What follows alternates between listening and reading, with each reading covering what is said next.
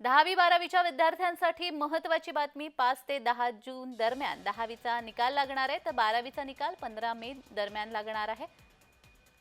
तर 10वी-12वीच्या विद्यार्थ्यांसाठी ही महत्त्वाची बातमी आहे. 5 ते 10 जून दरम्यान 10वीचा निकाल लागणार आहे आणि 12वीचा निकाल हा 15 मे पर्यंत लागेल. त्यानंतरची पुढची प्रवेश प्रक्रिया ही देखील महत्त्वाची असणार आहे. 10वीच्या विद्यार्थ्यांसाठी 11वी किंवा इतर डिप्लोमासाठी प्रवेश प्रक्रिया सुरू होईल.